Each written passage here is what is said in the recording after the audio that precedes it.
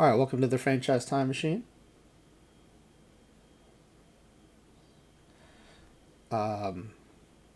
Smiley Jane let me know that I did forget to close out the channel point wager last night.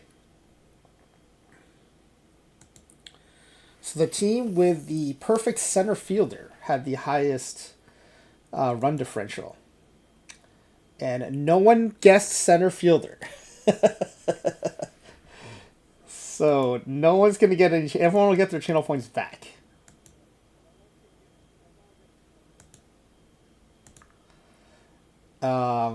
Second base and shortstop were actually fourth and third. Those are the ones that were guessed. I think most surprisingly, right field came in second. That was a big surprise to me. So look, shortstop and second base still came in third and fourth. So I'm never gonna say it would be ridiculous to say middle infield defense doesn't matter. But I was very surprised that right field came in second, and that was with a 5x season. Definitely seemed like enough games to power through any like RNG issues. So that was a big revelation last night.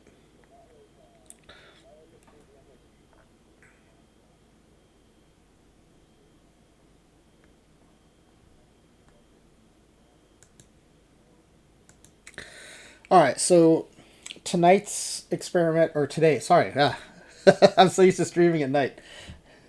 Today's experiment is one we've done before, but it's also based on last night's results. So let me just go ahead and get that started, and then when the raid comes in, Laptop Hound is very kindly going to raid into us. I'll explain kind of what we're doing. So we're going to use our average league quick start. We're getting a lot of use out of this thing early in the cycle.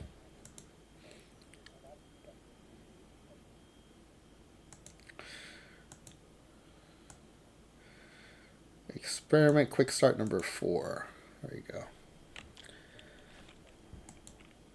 What was it that I noticed last night? Hold on, I think I've made a note of it here.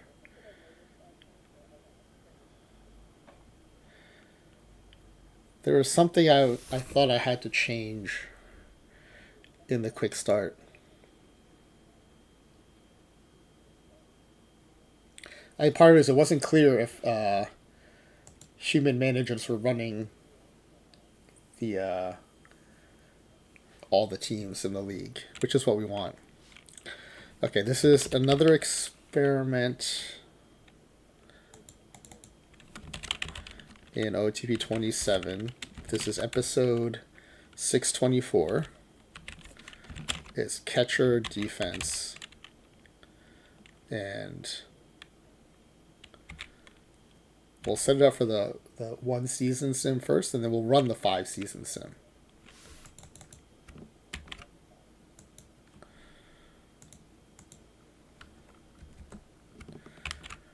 I did get an idea for another experiment. Well, it's on the list, but I think I'm going to prioritize it now. Laptop Hound mentioned that he had heard that holding runners impacts stamina because you're throwing over to first base. And anytime I hear some of that, I think that's something that kind of sounds like it makes baseball sense, but I don't know that it makes OOTP sense. It would have to be specifically coded that way. So I think that's something we could potentially test for, especially if we can find data for innings per start,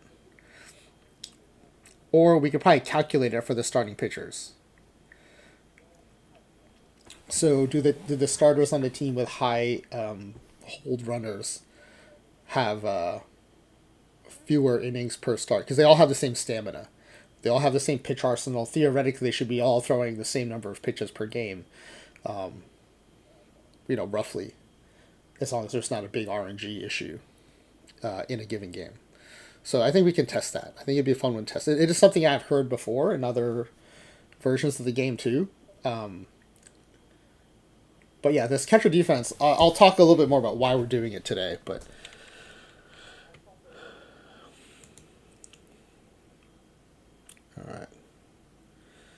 Let's set up the mailbox.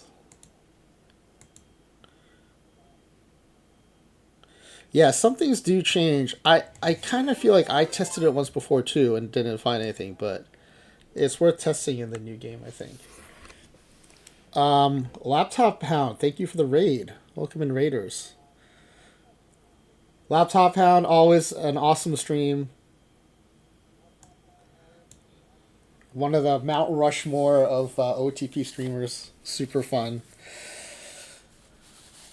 And very excited to be streaming during the daytime. And really nice to get a raid in from Laptop Hound. Also, for anyone who's new to my stream, I did apply for Twitch Partner this month, and apparently it's helpful if more people at least say something in the chat. So if you are going to lurk, if you could say hi or something, apparently it'll help me. I would appreciate that. But here's what we're doing. I did go over it briefly, but I'll go over it again for the Raiders. Magnum Pill, thank you for the follow. Welcome in. Oh, everybody, thank you so much. I appreciate that. All the chat. That's great. Thank you. Sean Curtis also raiding in. Sean Curtis 430. Thank you for the raid. Great timing because I could do the introduction to what we're doing today one time for everybody who just raided in. So Sean Curtis 430. Hope you had a good stream. We just got a double raid from Laptop Hound as well.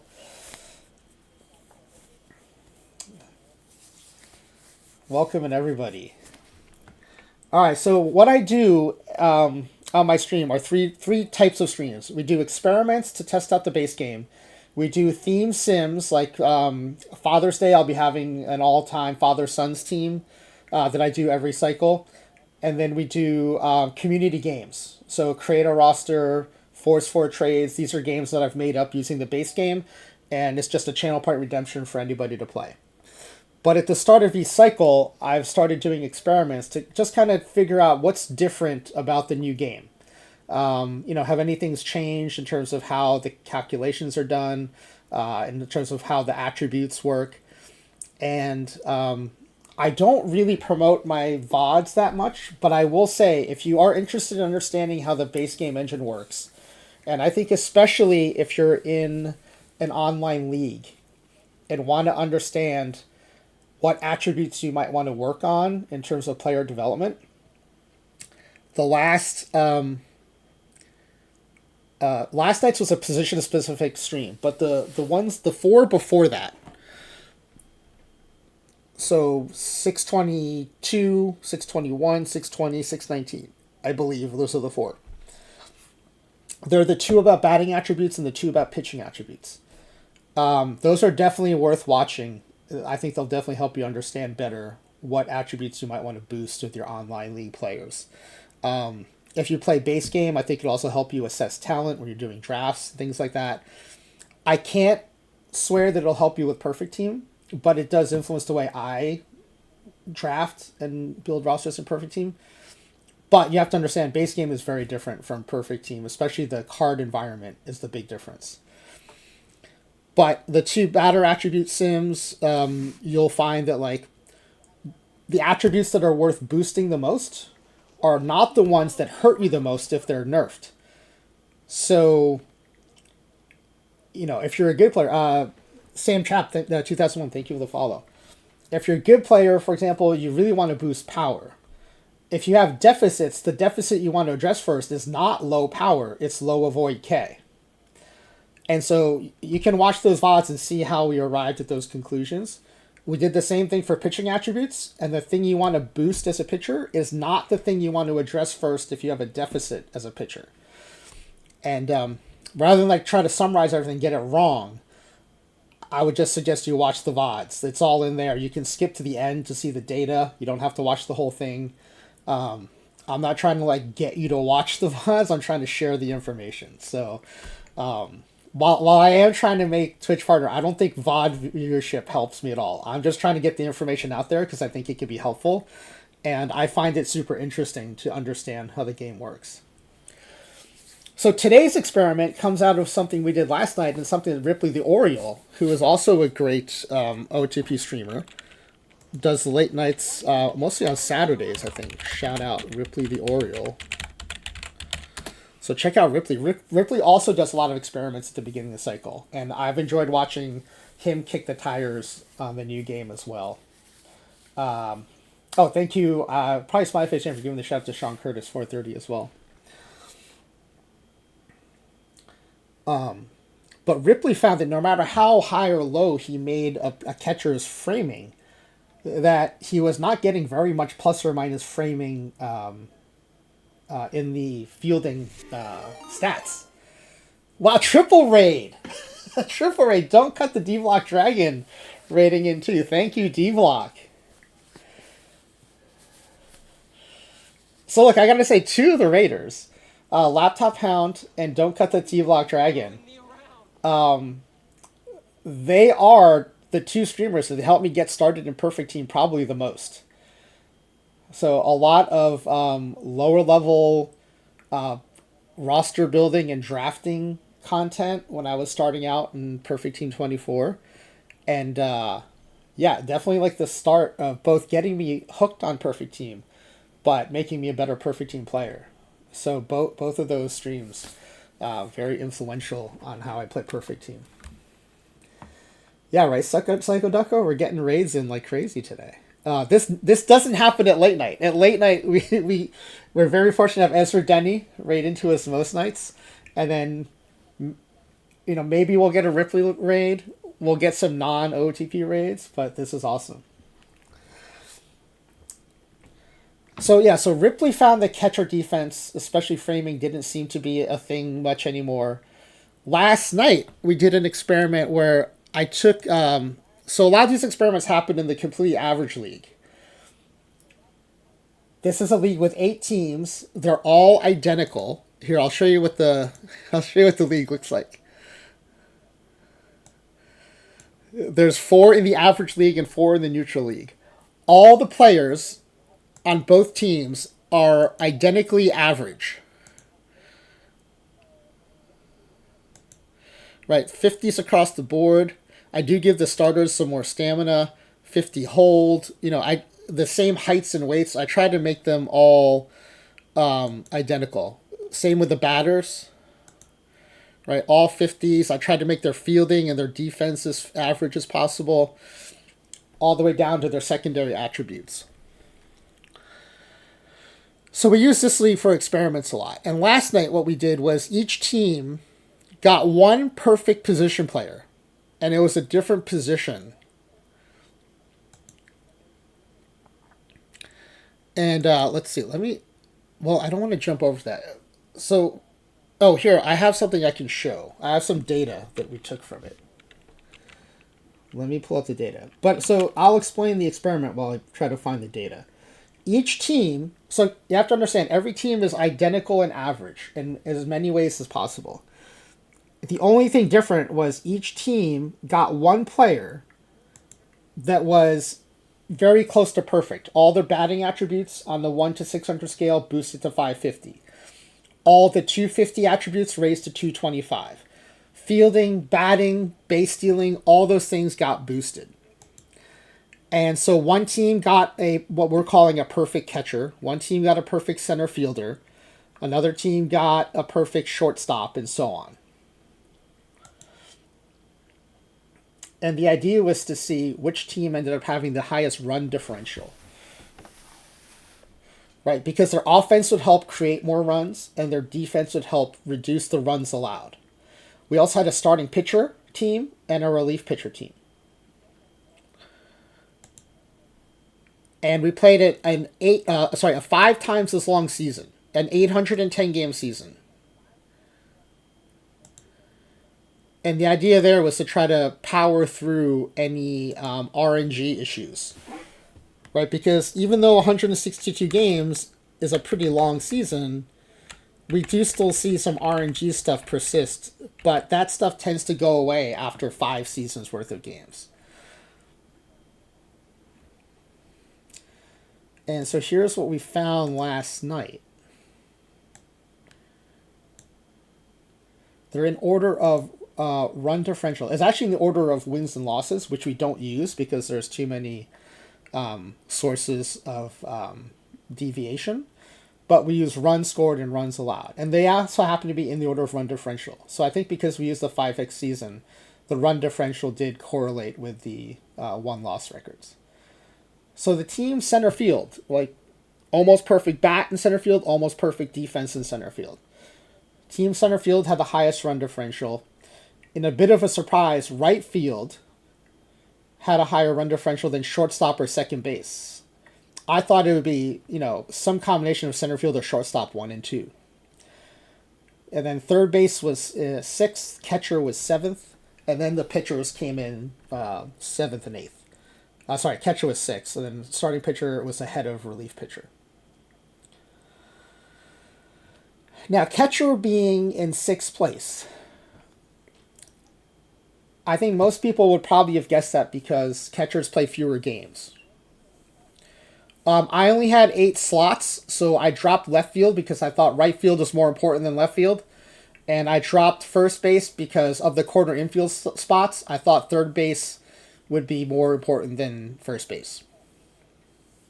So I had to make some decisions there to get the pitching teams in. So, catcher, I think most people think, that makes sense. Catchers have to... Paranoid, no problem. If anyone has any questions, feel free to ask. I'm here to help share information, but also when you guys ask me questions, it makes me think about what I'm doing and sometimes helps me improve the way I test things here. Does anyone know how to be good at OOTP27? Hey, Justin Silves, I will say, we all go through periods where, all of a sudden, we can't win. So Kynan360 and I, we both won PTCSs in draft last year. But we both, at the same time, went totally ice cold in Draft Weekly. Like a 2-week period where we just could not win. And so it just happens. And then we've I guess, I don't even say we figured it out. I think it just, I don't know if it's RNG. I think either the card environment or the game kind of drifted out of my crosshairs and then drifted back in. But then he and I both got hot at the same time, and then I made a final in PT27 and he won, I think, Draft Weekly that period. So sometimes it comes back as quickly as it goes. But especially when a new game comes out, it is harder to adjust for sure. Yeah. So Yamit24 is right on, right? You'll get knocked out all the time, and then suddenly you'll make the finals with the same roster, right? With drafts, it's always a different roster, but it still comes and goes. So with catcher, right? I don't think anyone would be surprised because they think, well, catchers have to rest more, right? They don't get to play as many games, so the team's not going to get the benefit of that perfect catcher as much. And it definitely played out that way, right? The catchers played about 10% fewer games. They started even lower percentage of games. And they got a lot fewer plate appearances. Oh, no, it's my fish ain't. I missed that. Thank you. Let me give Crouton, my dog, his scritches. Hey, buddy. These are some scritches from the stream. There you go. Thank you, Spy Fish Jane. Let me go back and see who I need to thank for those scritches.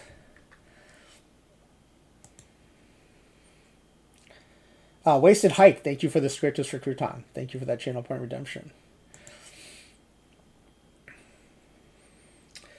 So this year, catcher kind of dropped back to his normal position. But in PT25, I think it was, for those of you playing, then you probably remember framing was a really big deal. And that cycle, when I did this experiment, catcher was much higher in the list. I think it came in as high as 3rd or 4th. Which is kind of amazing for a player that misses that many games. But then when we looked at the data, it kind of made sense because even though they were missing games, they were giving a defensive benefit through framing on every pitch. So every defensive plate appearance in that bat, they're helping the pitching staff in addition to helping with the bat. So even though they were missing 10-15% of the games, their defense was involved in every pitch. And so the value of that perfect catcher was greater in OOTP 25. Now, I've been hearing anecdotally and also through Ripley's experiments that framing seems to be not important in 27. So I thought we'd check that. I thought we'd just check in general, how are the catching attributes in 27? How important are they? So the way we're going to do that is in this completely average league,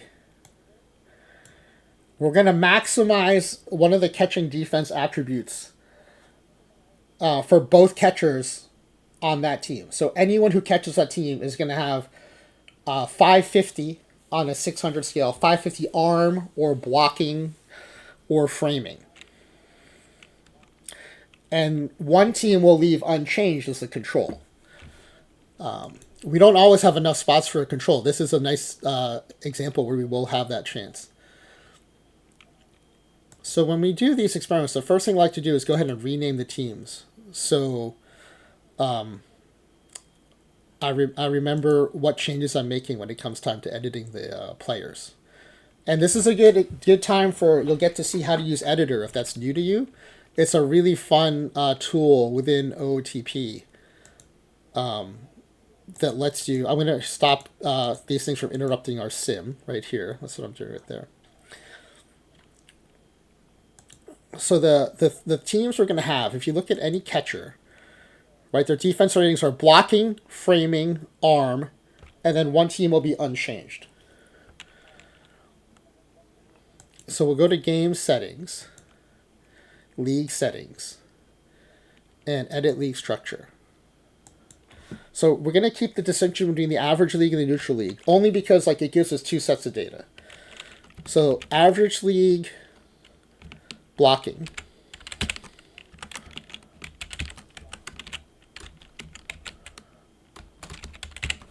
We'll spell it out here.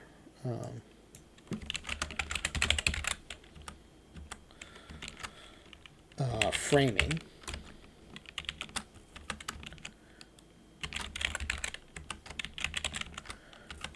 And average league arm.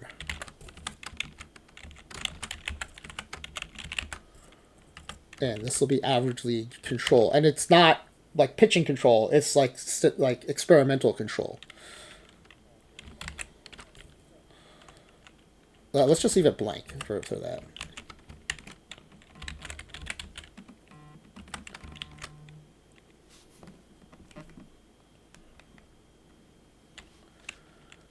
All right. So the neutral league will do the same thing. Blocking.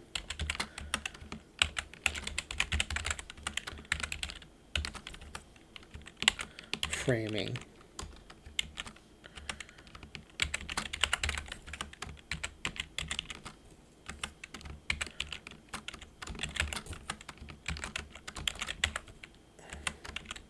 Arm. And then the control.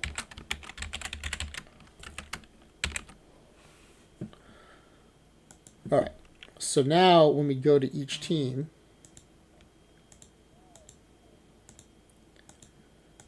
right, I know what team I'm in. So this team, I don't have to change anything. Already done. Super easy. Okay, this is an arm team. So these catchers are going to get maximum arm. So you go to editor, and then you go to fielding ratings or under batting ratings.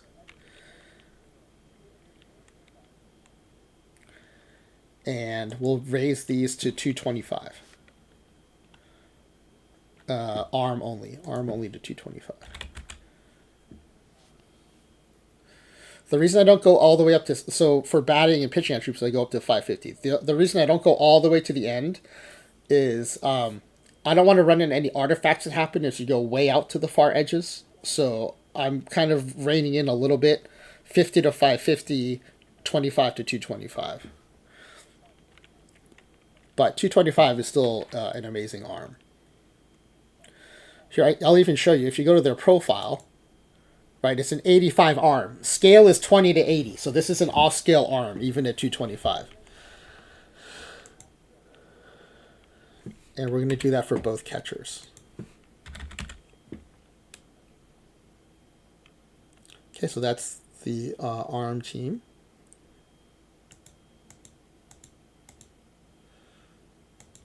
Now we'll go to the blocking team.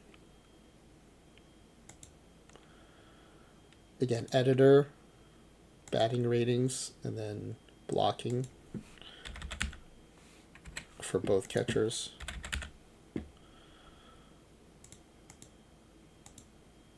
And then framing. Editor, batting ratings, and then framing for both catchers. The setup for these tend to be pretty easy. It's setting up the league, the average league, that was hard. Not that it's hard, it was just time consuming, I should say. All right, neutral league control team. This is a statistical control. We're not changing anything here. Psycho Ducker, you only have to hit enter after changing names in the editor. For numbers, you don't have to hit enter. It's some quirk about the way the names work. It doesn't. But thank you for checking. Thank you for keeping track to make sure I don't mess anything up. I am known to mess things up, so thank you for keeping an eye out. Okay, this is another ARM team, so we're going to boost these ARM ratings.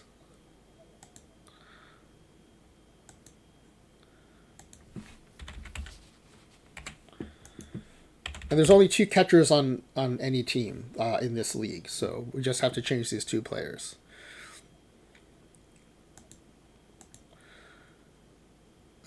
Blocking, neutral league blocking.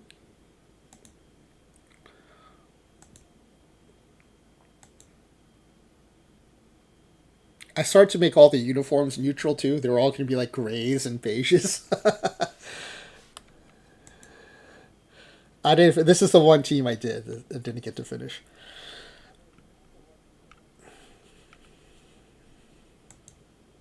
Okay, so this is a blocking team. So blocking goes up to 225.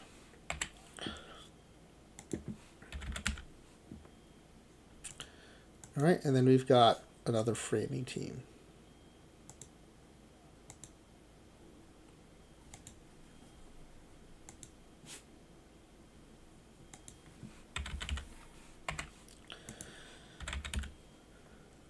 Okay, so let's save this. And then we're going to go back through and make sure that I did all this correctly.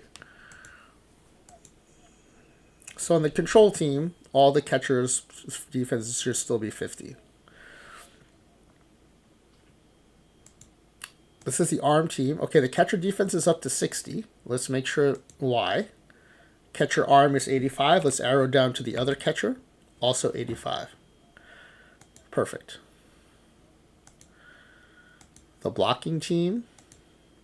Defense. Oh, so this is interesting. The defense here is now up to 65. So does that mean that the game values blocking more? Because on the arm team, the arm going up to 85 only raised the defense up to 60. On the blocking team, blocking going up to 85 or 225 raised the overall defense up to 65. To me, that's a potential clue early on that the game is valuing blocking more than arm right now.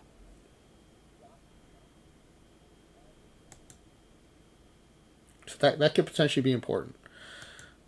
Okay, framing. Also up to 65. It is framing and then arrow down. Both catchers have 85 framing. Okay, so that looks correct. The neutral league control team, 50s. The neutral league arm team, up to 60 from 85 arm. Again, arm contributing less to overall catching increase. So I find that very interesting right off the bat.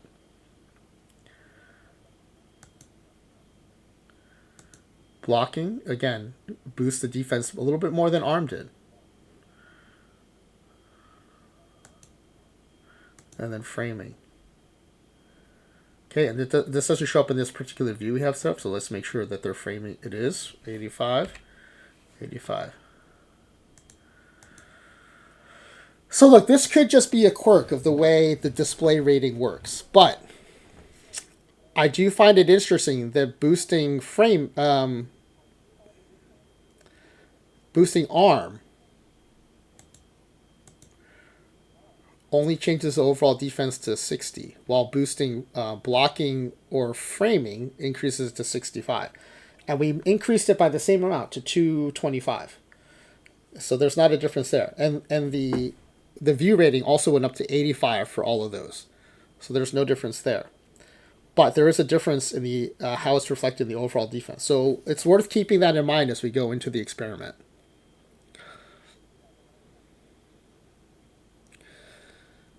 There were some other things. We do want to make sure that the AI doesn't make any crazy changes.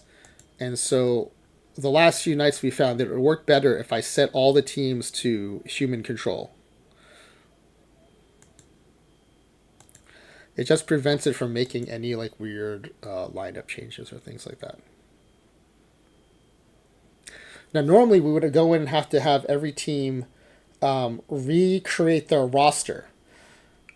Because, for example, when we boosted the perfect shortstop last night, the AI still had it batting ninth.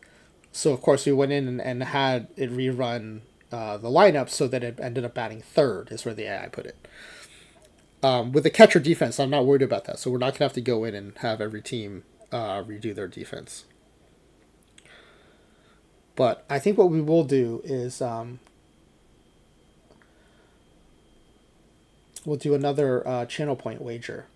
You can wager as many channel points. So this is just for fun. The channel points are only useful if you want to redeem them to play a community game in my stream, or you want to give my dog scritches. So otherwise, we just have fun wagering them. So I'll create a wager, and the wager would be which team is going to allow the fewest runs to score, right? Because we're boosting a defensive attribute here.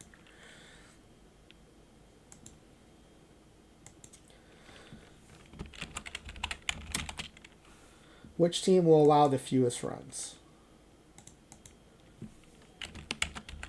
Boosted blocking, boosted framing, boosted arm, or nothing boosted.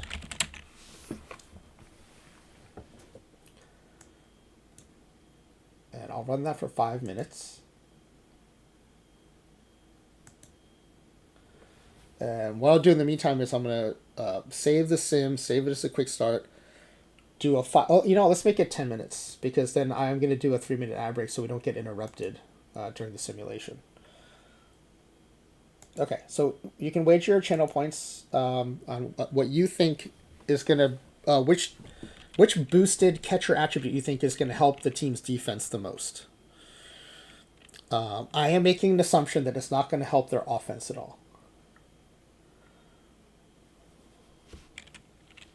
Yes, that's true. There is a default setting for the importance of catcher framing. Let me see where that is. I think it's over here.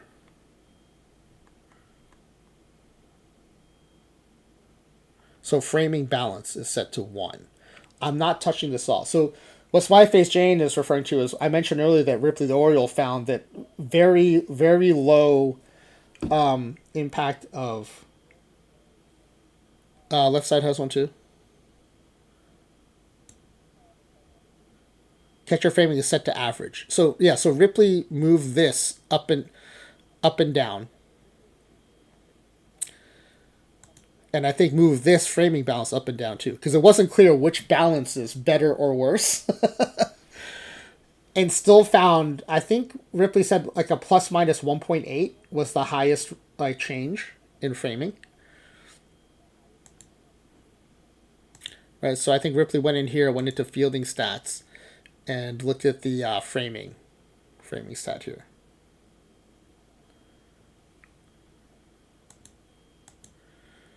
And so yeah, Science Fiction, thanks for reminding me that. We're going to leave these the same. For the framing balance and the catcher framing impact, we'll leave these the same. Partly because like I think most people have been playing OOTP27 roughly out of the box and not necessarily making a bunch of changes. So I like to leave these things unchanged unless we're specifically digging into testing how these things work. And Ripley was specifically doing that, and which is why I think it's great that Ripley went in here to tinker with these things. So yeah, again, Ripley Oriole does, I would say, maybe even more in-depth experiments than I do. I do them at a much more surface level, but I'm trying to get to a lot more practical insights that just help us play the game. I really enjoy though how Ripley kicks the tires to find out how the game was working. Like right now, Ripley was doing a bunch of development lab experiments to try to understand the probability and statistics of the development lab. And I think those are things that anyone who plays an online league would want to know about too. So I think, definitely check out Ripley the Oriole. This part of the year, Ripley and I are both doing lots of experiments on the base game that do have, I think, implications on understanding definitely online leagues, definitely the base game. And I think really it can have some impact on how you play Perfect Team.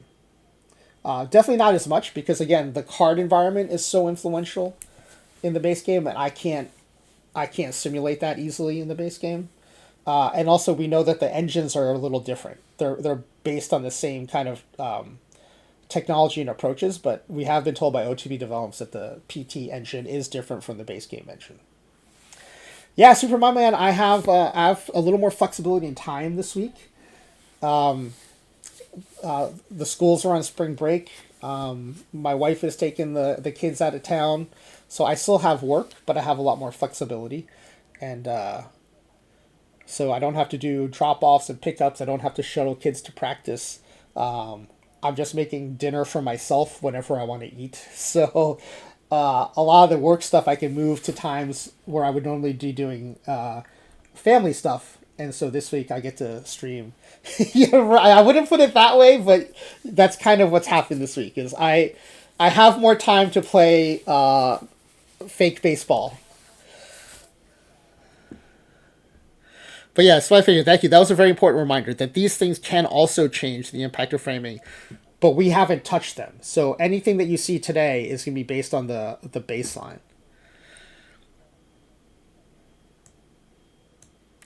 I'm pretty sure she doesn't watch my streams because otherwise I don't think she'd be happy that I'm up so late every night.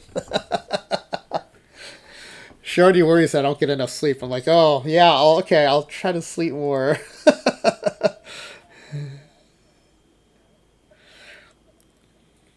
But one thing I am able to do is I'm my own boss, and right now things are relatively slow at work, so I'm able to schedule naps during the day. So that helps a little bit.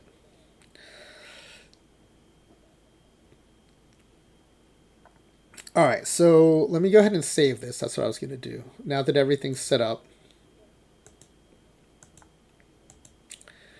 And I'm going to save it as a quick start. It's kind of like a backup, but it's much easier to reopen.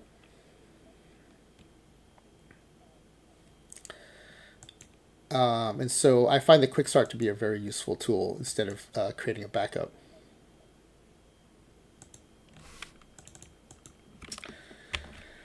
You don't get a ton of characters here, so we're going to catcher defense, and the 1x means this is the 162 game season version. Completely average league in 2025 MLB run environment.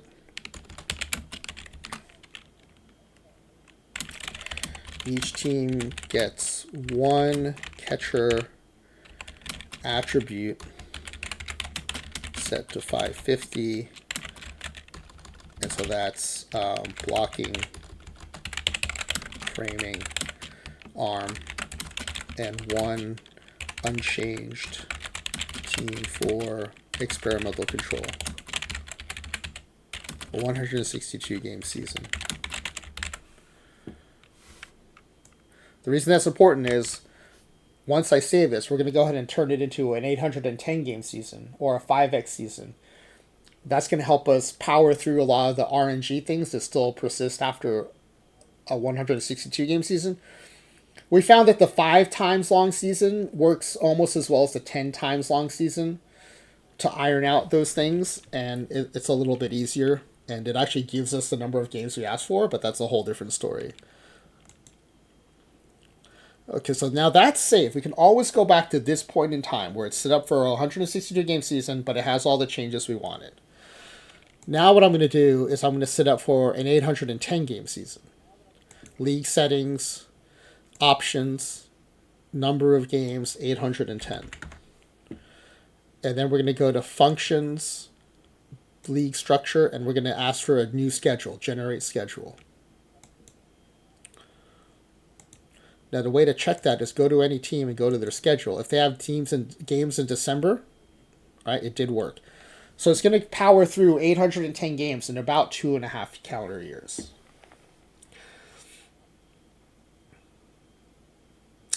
Wow, so my thing is still betting on framing because you still don't want to believe it's not the most important.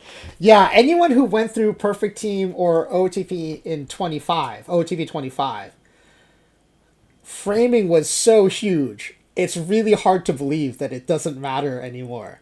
So I'm with you, Spy Fishing. It would be hard to bet on anything but framing given how huge it was in 25. But it did seem a lot less important in 26, and now early indications are that it's possibly even less important in 27. But this is why we do the experiments, to see for ourselves. And to have some sort of data to support our assertion, right, or our hypothesis. All right, let's...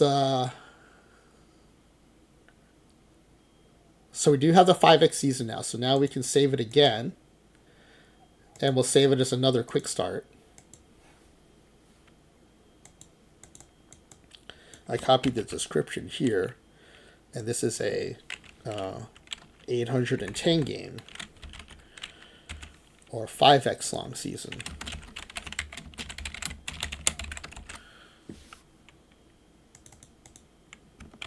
And again, the extra games are just to really power through any small RNG issues. All right, we're down to less than a minute on the prediction. So if you want to wager channel points on what team you think will give up the fewest runs. I love it. A bunch of channel points were bet on the experimental control team or nothing boosted. All right, I will tell you all, there has not been a single channel point wagered on boosted arm yet. So if you want to jump in and potentially win all the points for one channel point, boosted arm has no wagers right now.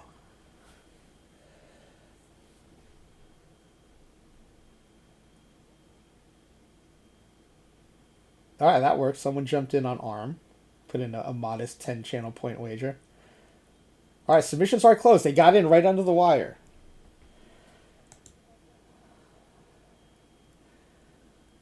Are you all able to see the relative points wagered? If not, I can try to show it to you. But... So here's what they look like. Okay, you are able to see it. Okay, huge channel points bet on nothing boosted at all. Second most to boosted framing, then boosted blocking, and then 10 channel points on boosted arm.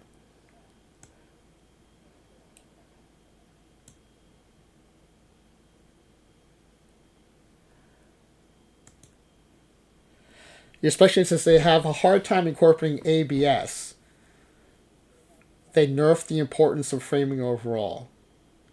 Yeah, I mean, there could be all kinds of reasons why, right? But I think the first thing to establish is framing nerfed?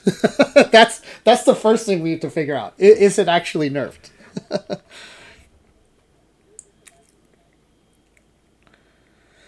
Framing being less important with ABS change makes sense to me. Yeah, no, again, I'm not disagreeing with D-Block. I also think that does make sense, but that wasn't a thing in OOTP 26, and framing did seem less important in OOTP 26 too.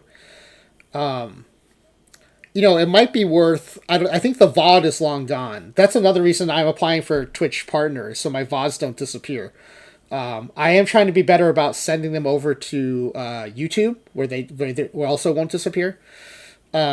But in 26, I'm pretty sure framing, like catchers dropped back down to kind of where you would expect them to be, because framing was less important.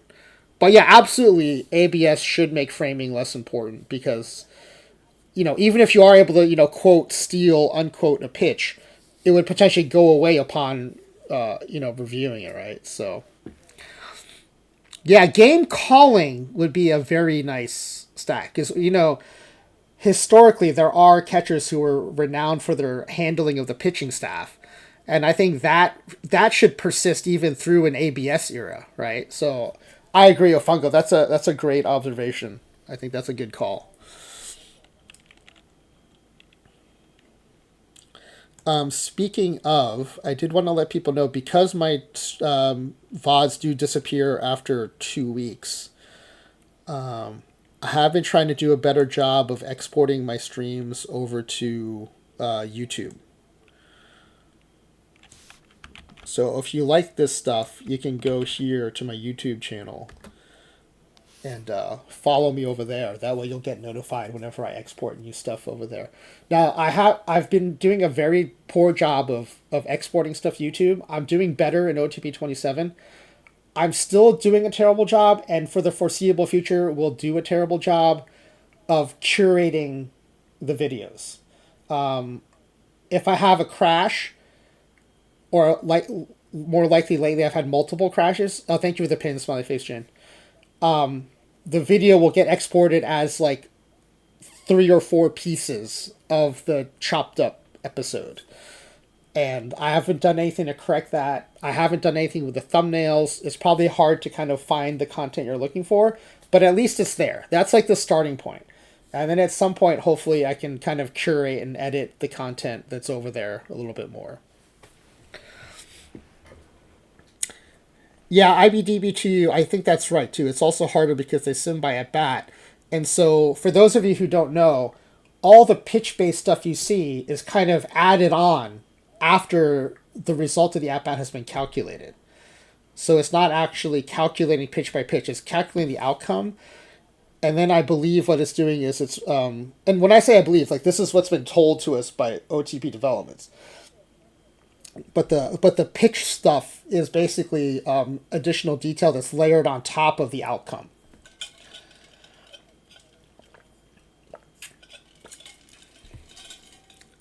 All right. And on YouTube, it's called subscribe, but unlike Twitch, like the subscribe on YouTube is free. So you're really just following. It's not going to cost you anything to follow me on YouTube. Okay, so this has been saved as 5x. We do have the results of the channel point wager in. So the next thing we'll do is we'll go ahead and sim to opening day, and that'll give us the preseason predictions. And then I just also realized I forgot to run ads, and I do need to refill my water. So I think we'll run ads now. Well, I'll tell you what. I'll put up the predictions, the AI's predictions, and then we'll run the ads so that at least you can look at that while I'm away. So now that the quick start's been saved, we're gonna sim to opening day. You'll see here it says generating MLB season predictions. And again, this is a 5x long season, so the numbers are going to seem really high. We'll go to MLB, reports and info, preseason predictions. All right, so really, you want to kind of look at ERA, because that's an indication of how many fewer runs they're allowing. So the first thing to notice is there's very small differences in the impact of the catcher defense. And framing is projected to have the lowest ERA. But if you look at the other league, framing is projected to have the highest ERA. The control group, which is no changes at all, is just kind of in the middle of the pack along with arm. And blocking and framing flip-flop between the two leagues. But they flip-flop within a very narrow band. So it could still all be noise. Now, one thing to keep in mind, though, right? All the base runners are average, so there are no really elite base runners. And that would definitely change the potential value of arm. all the pitchers have average control. And one of the things we saw in an earlier experiment is when your control goes down, it does appear that your wild pitches go up. And more than just by the number of additional pitches you're throwing. And so, some of these things might be artificially nerfed because there aren't elite base runners running on the catcher and pitcher. There are fewer wild pitches to be blocked. But it is interesting that the framing team and the control team, which is the experimental control team, are very close in both. No, the arm team is stealing the most bases, and that is because their base runners are not facing. Their base runners are only facing average arms. Everyone else in the league is facing at least once every 3 games an elite arm. So your team becomes good at the thing that is good at preventing as well. That's another thing we do. So you can clearly see there. It's not that there's no impact, but the impact is about 20 steals, which over 5 seasons is about 4 steals per season, which is not a lot. But again, there are no elite base runners, and we're all running sabermetric. All right, let me run those ads, and then we will pick back up when we come back. This way we won't get interrupted during the sim.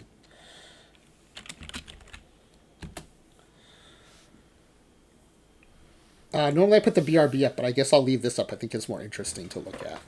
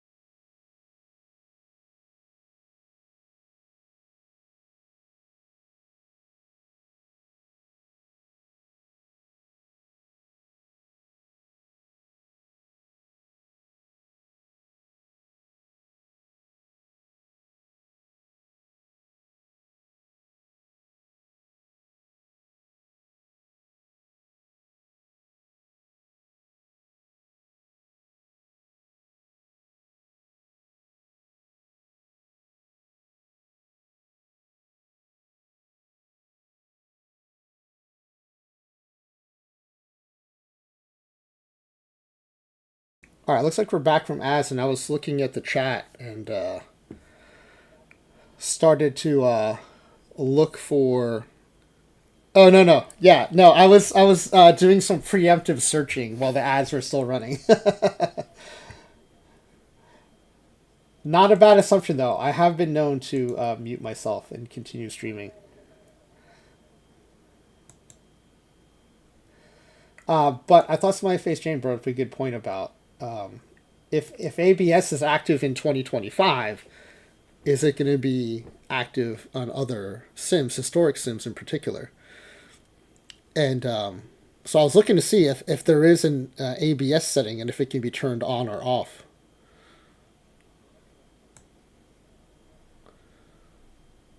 And I'm not seeing one. That is a really good question, though. That's an OOTP28 idea.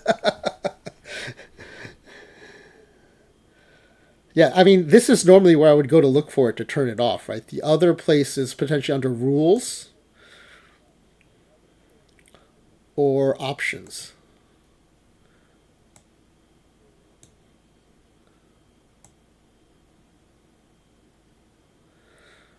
Options are kind of usually more macro level, though. Rules are even more macro than that, and so stats in AI is normally where I would look for something like this. But yeah, that's a really great point. I would like to be able to turn that off and on, right? I mean, one thing that would be really cool would be to use to.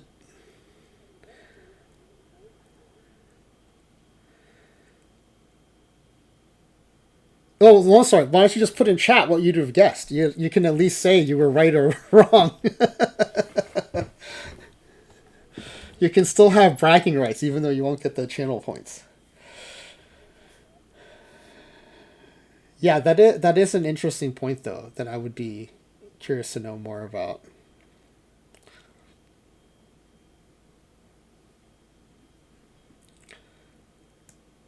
Like it'd be interesting to turn it off in 2025, but it'd also be interesting to turn it on in past years too.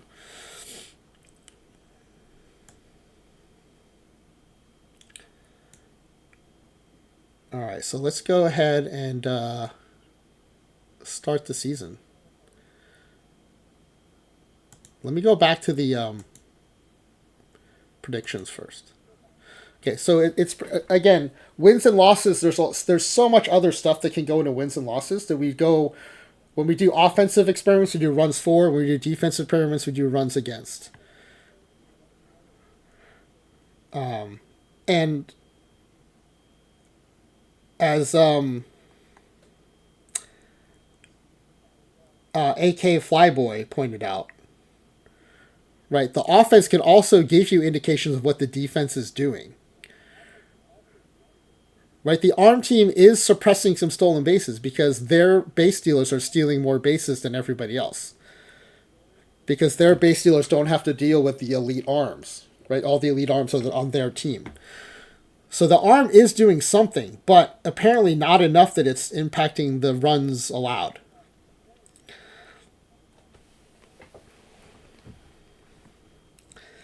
So we'll see. We'll see how that goes.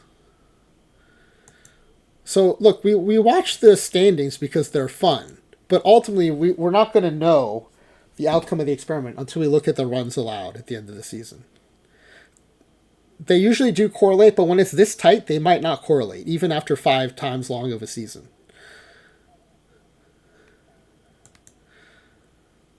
So we're going to do a calendar year at a time.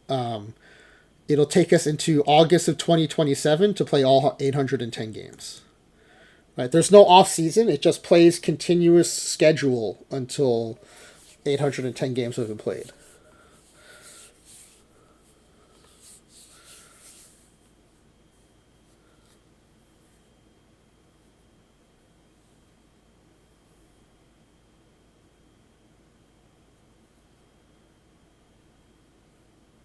So even though ARM has a lot of things going against it, right? All the base dealers are average. All the teams are running sabermetric.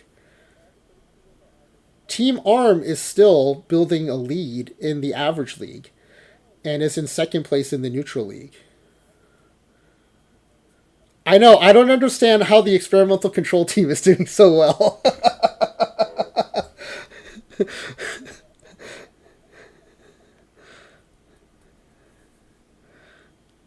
It's the one team that didn't have anything improved, yet it's not in last place. And in fact, it's tied for second place. Now it's tied for first place. Now it's in first place in the neutral league.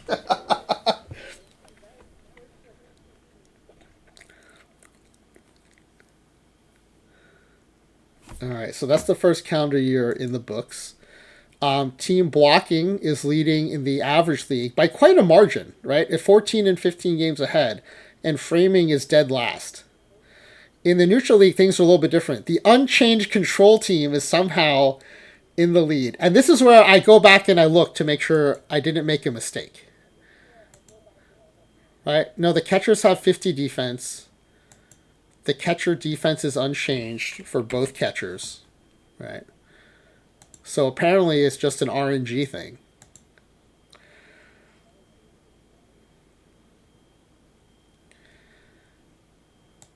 But it's wild that the unchanged team, this is the only team that had no increase.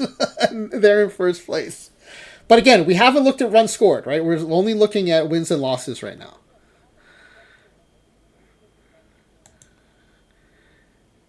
And, you know, in a baseball game, even 100 and 260 baseball games, right, things can happen where other things potentially happen that matter just through RNG. But that's why we run a 5x season. We're hoping to iron out those things. All right, we'll do another calendar year.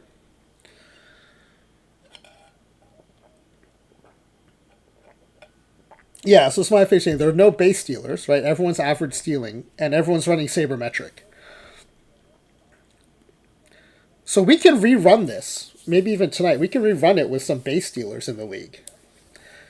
And then I can almost guarantee arm will become more important. They have to be able to throw it out of over the fence.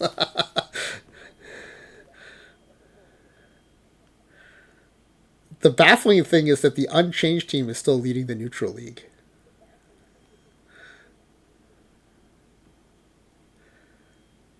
Something is happening in the neutral league where like nothing matters.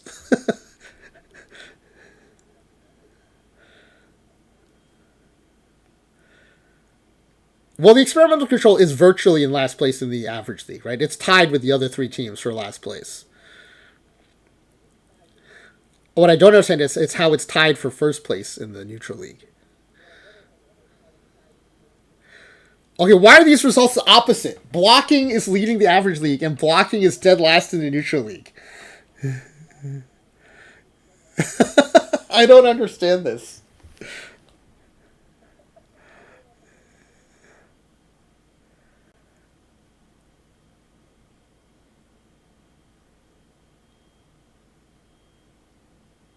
This is really wild.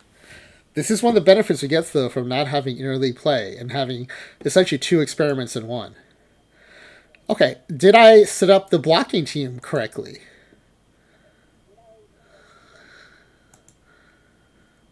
Yeah, catching ability is blocking, right? And they have 85. That's all that's boosted for both of them. Yeah. Let's look at the other blocking team and make sure I set that one up correctly.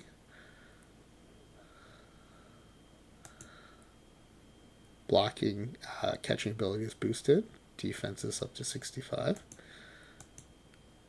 I don't understand. Are both controls? I think I looked at this right, but are both controls set up correctly? Yeah.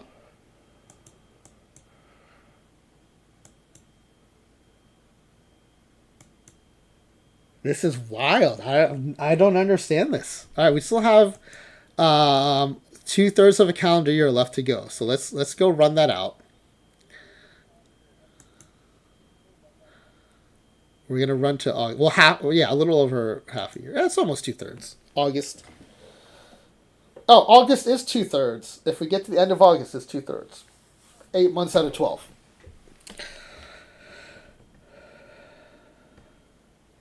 The not yeah, it looked like it was. I mean, we did a quick check before. We can do a quick check after too.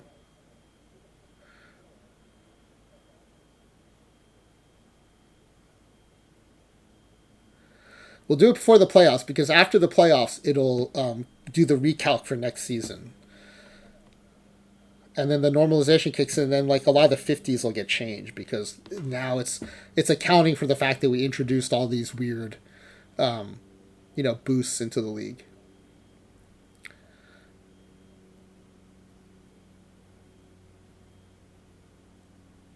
Yeah, why are arm and blocking first and last, and then last and first? That makes zero sense to me.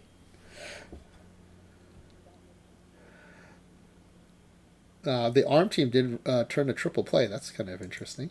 Okay, so let's go. Let's go back. Oh, let's finish the last day. Finish the season. Okay, arm finished first over here, last over here. Blocking finished first over here, last over here. And when I say first and last, it's not a huge margin, right? 55 games over 5 seasons. That's an 11 game deficit. Yeah, well, it's not recalc. It's that the modifiers kick in, Smiley Face Jane. I've got the modifiers turned off, but when it goes to the next year, the modifiers kick in. And so all these really nice, pretty 50s will get changed.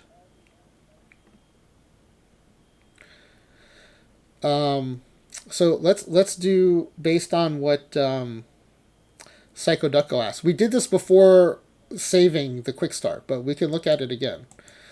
We'll just go in order. This is a control team. Nothing should be changed.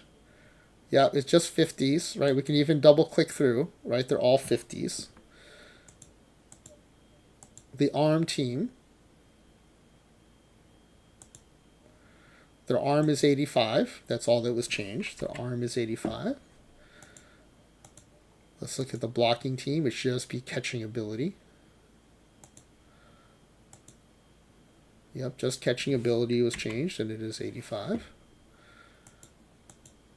Framing team. Framing is the 85 for 225 on the scale. 85. The control team should have nothing changed. Right, there's still 50s across the board for both catchers. The arm team, boosted arm team.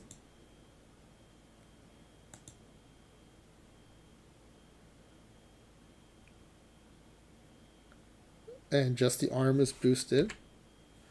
Yeah. And then blocking. Everything looks correct so far. Yeah. And then Lone Star, I used to have a Channel Point Redemption where people could name the average league players. and then the chat without any prompting from me started to come up with like average names, which are so funny. I think Smiley Face Jane had a player named Curtis Blanderson, which is one of my favorites. That was a great one. That's the one I still remember the most from that league. Oh, the other one I remember is Shane Victorino became Shane Tyrino. Was that also a Smiley Face Jane one? It might have been. That was also great. I like that one a lot too.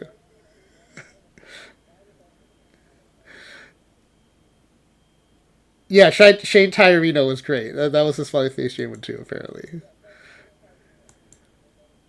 Yeah, so both blocking catchers. So I think it's set up right. It just seems like all right. Well, let's run the World Series. Let's do this first. Let's get this out of the way. Let's run the World Series. Control, blocking, framing, and arm. Every attribute is represented in the World Series. Amazing. All right. Let's go to the next playoff round. My Mice Forever. Thank you for the follow. Welcome in. All right. The finals are blocking and arm. Collins, thank you for the follow. Welcome in. Blocking an arm. The first and last place teams from both sides. Unbelievable. The first and last place teams and the last and first place teams from the two leagues made it to the World Series. That's unbelievable. Oh, and anyone who just followed, anyone who's just kind of popping in, I have applied for Twitch partner, which I know Lone Star just got recently. And what I've heard from people who got it recently is that apparently the number of people who participate in chat can help your chances. So if anyone is new to the stream or just followed and wants to say hi, I would appreciate that. Supposedly, it helps with your chances. I don't know if that's true or not. I've heard from more than one person that should help. Okay, unbelievably, the first and the last and first teams are in the World Series. Oh, it's great seeing people like Hillside Robin, who I see in tournaments and in other chats. Thank you for being here, Hillside Robin. Thank you for chatting. I appreciate that. So let's go back to this playoff coverage. This is crazy. The first and last teams from both leagues and the first and last teams are represented in the World Series as well. Sam Chapin, Rudy Swayze, thank you for participating in the chat. I appreciate that.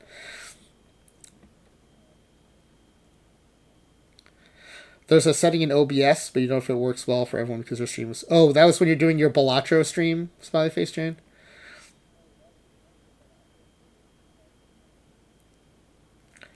Cardinal fan who is active in Ezra's chat for sure. Thank you for being here.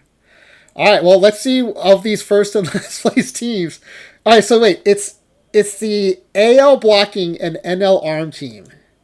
AL blocking and NL arm team. Okay, it is the first place teams from both. I don't know if that's coincidence or not. It is small sample size, but it is the first place teams from both.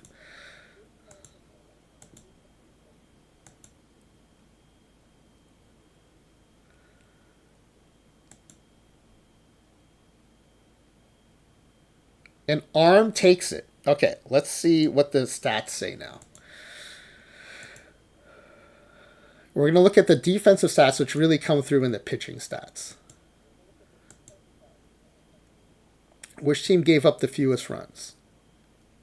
Okay, team blocking gave up the fewest runs here. Team blocking gave up the most runs here. I don't understand this at all. Now, to be fair, all of these run totals, I would say, are probably within the statistical noise. Because none of these is more than 10% separated from any of the others. The total gap here in the AL, for example, is 156 runs, which is about 5%. And down here in the neutral league, it's about 200 runs, which is about 6%, 7%. All right, and that's 6% separating four teams, right? It's 5% separating four teams. It's 6% separating four teams. That's not a lot. Lone Star likes to think of himself as franchise time machine light. No, Psycho Ducko. That's obviously true, and I've said that several times during the stream. If we didn't have average base runners, if we weren't all running sabermetric, catcher arm would be more important. That goes without saying, I think. But in the average league, everything is average. Everything is.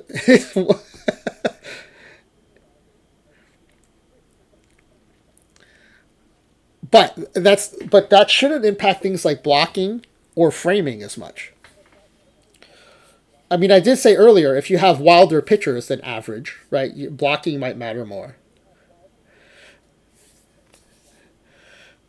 The weird thing is that control is not in last place every time. So if it's four teams separated by 5 or 6%, it's hard to attribute that to anything other than noise, even if we are playing a 5x long season. right? In all the other experiments we've done so far, we've had at least 10% difference between not first and fourth place, but first and second place and second and third place. This is 5%, so half the difference across 4 places, not 2 places. So if everything is average, then it does seem like catcher defense does not matter. Now, as we've been saying, and as Psycho Ducko is pointing out, like if there is elite base stealing, and if people are running strategies that include base stealing, then arm probably matters more. And I've said earlier that we'll probably rerun this with elite base stealing later to see if that happens. So that'll be interesting. But as of right now, and this also I think aligns with what Ripley found too, that like framing does not seem to matter.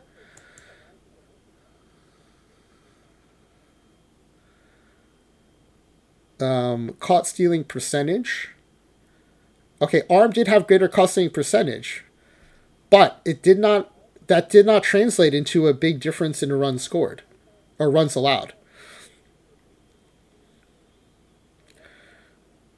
Right. So none of this is saying catch your arm is not going to lead to more caught stealing.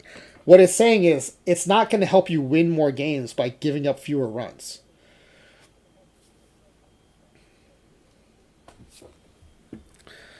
With blocking, the blocking team had fewer pass balls by a pretty good margin, by a statistically significant margin, but it did not result in fewer runs allowed. Now, part of that is there are so few pass balls. There are so few caught stealing.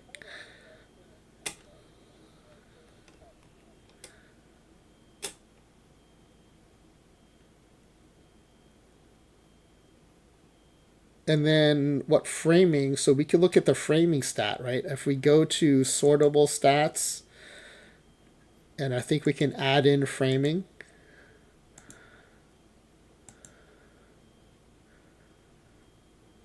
If anyone sees it first, let me know. I'm looking for framing.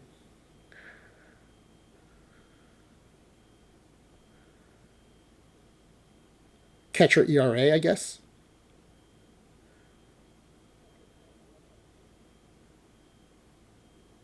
There's a framing fielding plus minus stat, but I'm not seeing it.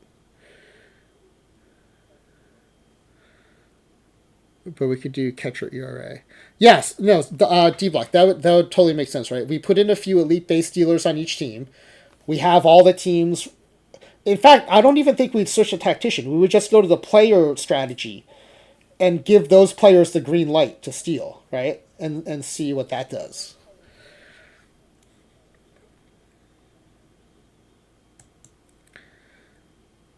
So let's look at catcher ERA. But I thought there's a fielding. If you go to the player's fielding stats, there is a FRM stat, but I'm not seeing that here. But let's see what happens when we look at catcher ERA. Why is it 0? Why is it 0?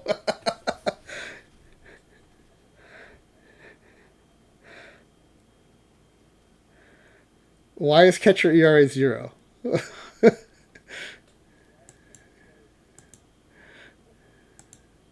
Does anyone know why catcher ERA would be 0?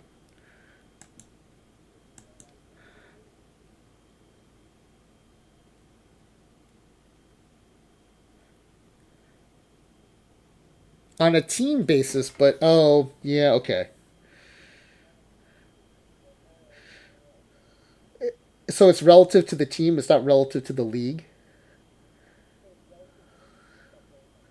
I guess it has to be because it's against the same. It'd have to be compared to the same pitchers.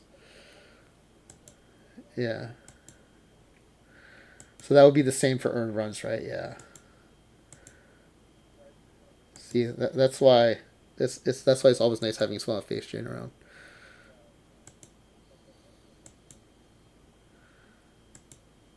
Has the answers to my dumb questions.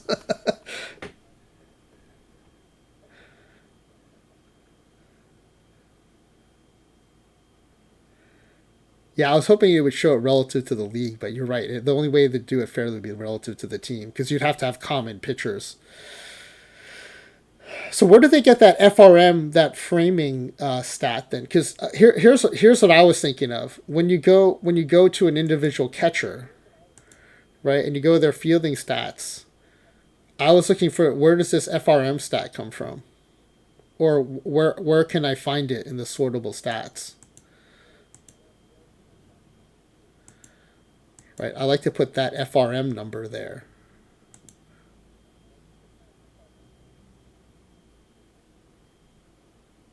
It definitely used to be on the fielding stats page. Am I just missing it?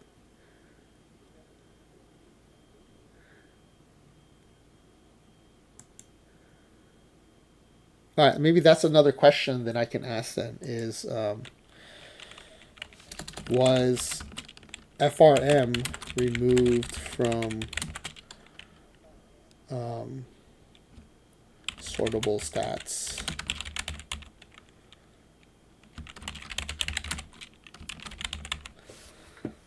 Yeah, it doesn't make sense to not have FRM but have catcher's ERA.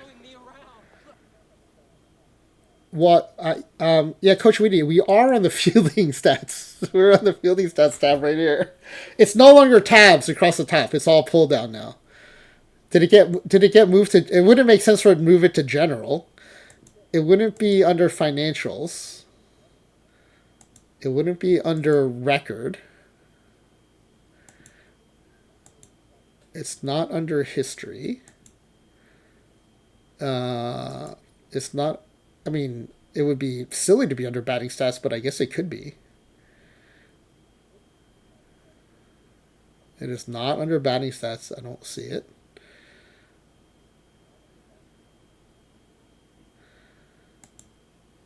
It shouldn't be under pitching stats, but we'll check.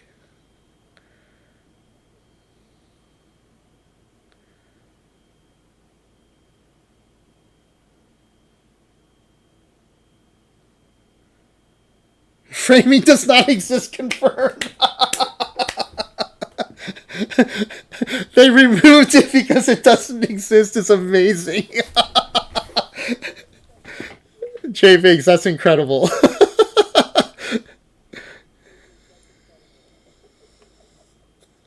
Yeah, it's not here. Once I saw some of the things here, I thought, well, maybe there's a chance, tiny chances here, but it really should be right here.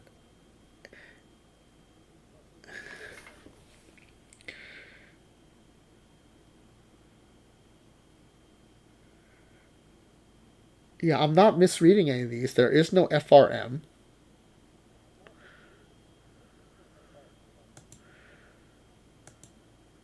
and it's not here.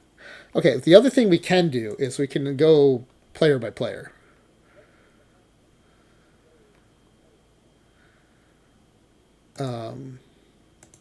So let's look at team controls catchers. Actually, can we? What if we look at fielding stats here? Oh, it's here. They have it here. Okay, team control negative 0.1, negative 0.2. The other team control. Why? Why is this 0.6 and 0.4? They are 50s across the board, both of them, still. And if I look at editor, they are 107s across the board. That did not change.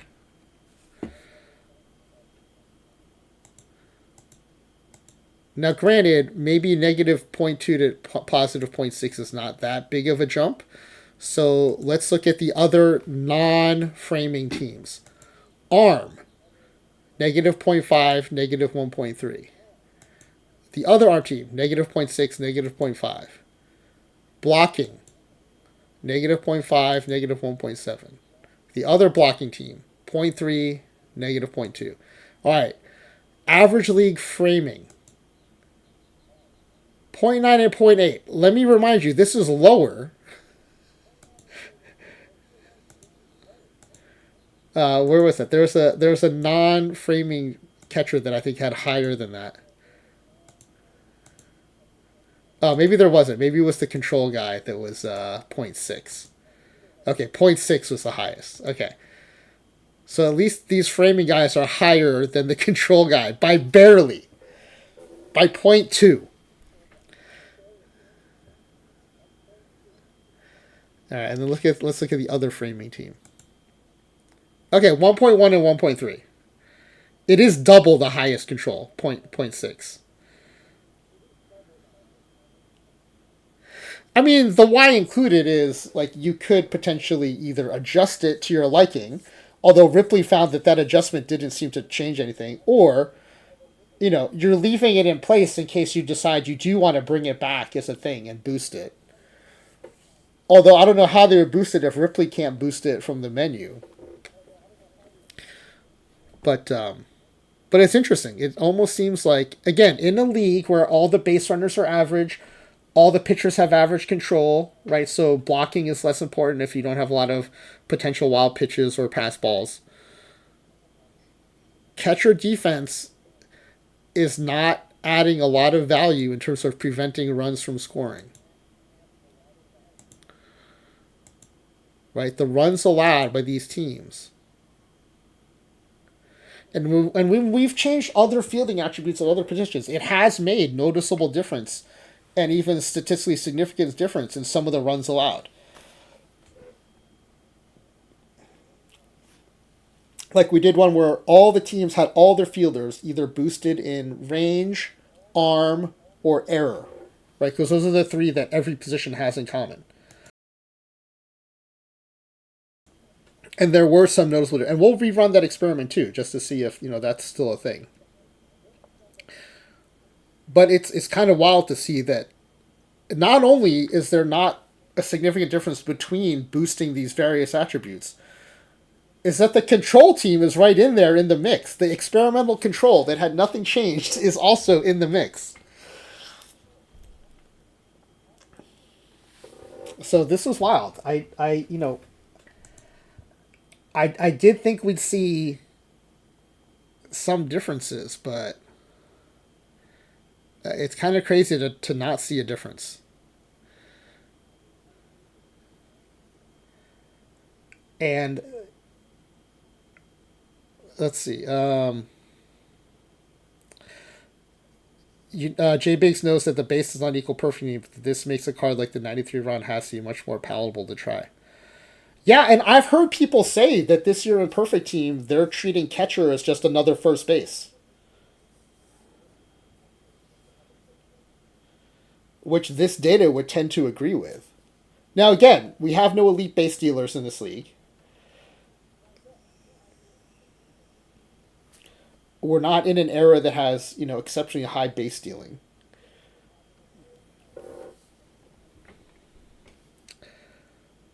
So yeah, so I don't know, but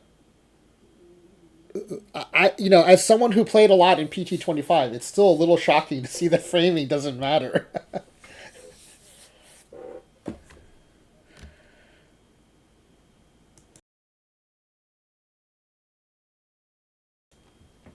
Yeah, unless it's an era with a lot of base stealers, or you're in a league or a tournament that for whatever reason is over indexing in base stealing. In that case, I might still look at arm, but like framing and blocking, shockingly similar to the experimental control where nothing was boosted. Yeah, in OOTP27, framing was important enough that the perfect catcher team did not finish in last out of the position players, and I think maybe finished as high as third or fourth. And it changed the way I drafted perfect draft in OOTP25. But I think it was pretty clear that in 26 framing was less important, and now it seems like it's not important at all.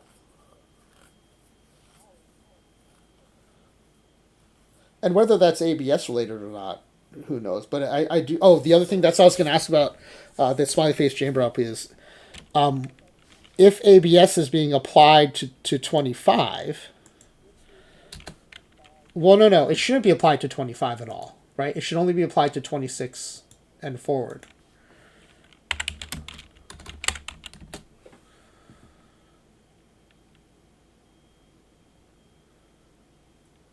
right? So, but if it is applied to 26, let's ask to make sure it's not being applied to 25 and previous. So in OOTP27, is ABS being applied to the 2026 season? And if so, first responder poet, thank you for the follow. Welcome in. Is ABS being applied to the 2027? And if so, is it being applied to historic seasons? That was a great question that Smiley Face Jane proposed, that I'll have to ask. But I also would like to know why framing was removed from the sortable stats fielding stats. I do like the speculation that it was removed because framing was removed. That's pretty funny.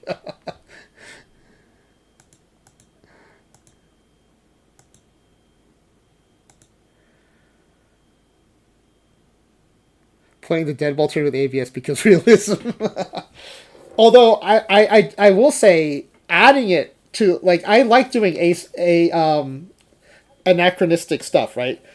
So I do think it would be fun to try that, but I wouldn't want it to be the default for sure. Yeah, D block. I think you're right. Steals are up because of the two throw rule, right? The two throws to first base. So it's harder to hold base runners, and so stealing is up. And it's going to be a cycle, right? When the bigger bags, the throws to. That's right. That's right. I forgot about the bigger bags. The bigger bags, throws to first, and then, and as managers realize success rates are going higher, then they're going to steal more, right? And so you'll get a cycle of more and more stolen bases. No, no, Spyfish 8, I don't think you're being negative. I think this is a very interesting discovery, right? That, I mean, I'm not putting a value judgment on the fact that catcher defense doesn't seem to matter. Like, to me, if you discover this, then what you do is you put the best hitting catcher on the field, regardless of their defense. I so I didn't find what you said negative. I just think, when we find stuff like this, A, my tendency is to want to ask the development team, like, did you do this on purpose, and what's the reasoning behind it? But then B, I will immediately go out and apply it to anything I'm doing in the game to take advantage of it. So you better believe I'm going to go offense first on my catchers. If Keston Hira starts playing catcher, I'm going to play Keston Hira at catcher. 100%. Now, what this does make me want to do, though, a lot of our fielding experiments were going to be later in the cycle because there's usually not as much interest in the fielding experiments. But given what we just discovered about catchers, it makes me wonder, like, where else is fielding been nerfed or not nerfed? GG Sundown says, will suck for online league migration where you've put a premium on catcher defense. Yeah. I mean, I wonder, like, Ezra Denny has moved his giant save from 26 to 27. If anyone's moved their save from 25, where framing was huge, to 26 to 27, like, what happens in those universes where catcher framing was, like, hugely valuable, and now it's apparently not as valuable? Yeah, and also, just to follow up on what Spyface is saying, like, none of what I'm saying is negative towards the game. I just think we've discovered something about the game, the newest version of the game. Whether that's positive or negative, I think that's a value judgment based on, like, how you like your game to run. For me, I find it like a neutral thing that then I will try to use to my advantage in competitive situations. And I think the best games have that, right? The best games have things that you can discover that you can use to your benefit or not. And so I think this is like a little nugget we found that, hey, maybe you can play those, like, terrible defensive catchers now. Well, no. So again, this goes back to, like, there are baseball truths and then there are simulation truths, right? And the baseball truth is I would never put Keston Hira as a catcher to take advantage of that. But And I would like my simulation to be closer to real life. But I mean, I'm gonna definitely look into whether this is happening in Perfect Team too, because that would be a pretty big advantage in Perfect Team. If that is happening and you are among the first to believe it. Okay, Coach Woody did find it on the player stats, and we did find it when we looked at the individual players. So it's still there. It's just not there on a team basis. But yeah, Coach Woody, thank you for confirming that. Appreciate that. D-Buck says, I'm playing catcher in triple play in EMLB with 4 block, 4 framing, and 1 arm. And the only bat stat you have is RMG. Framing is not good, but negative 1. Yeah, I think Ripley mentioned negative 1.8 to plus 1.8 is the maximum framing he got when he did his experiment. And to be clear, Ripley was going even deeper, right? Ripley was... Smiley Face Jane reminded me of this, and I appreciate that from Smiley Face Jane, that Ripley was playing with these catcher framing impact and catcher framing balance. Right, so even maxing and minimizing those things out was plus or minus 1.8 framing.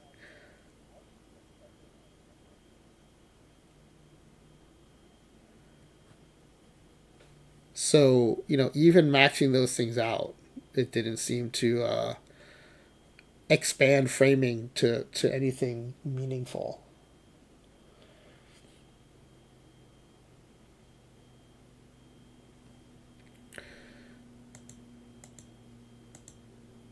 Oh, so on this page,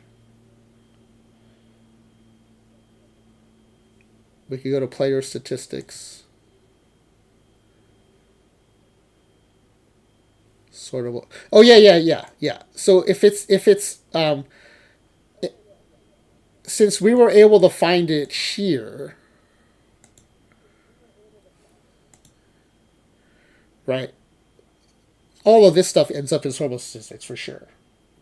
But yeah, but thank you for chasing that down.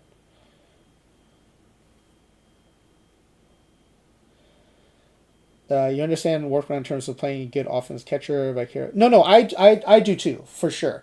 What'll be interesting is we've talked about doing some of these experiments in a different year, like in 1907 or, like any of the kind of special years, like 58, 68, 87.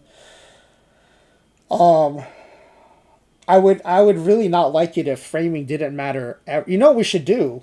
OOTP25 was 2023. We should run this in 2023, and if framing doesn't matter in 2023, then it seems like we're changing history. Yes, yeah, thank you. No, if we did want to see them all together, yeah, this would be a good way to do it, is to do it here. Not here, but where you were saying, if we go back to here, yeah. Yeah, so we can go to fielding stats here, and then we can look at all the catchers. Oh, yeah. So we can just look at all the catchers together. In fact, we can rank them by framing. And if we just look at catchers, and if we add the team,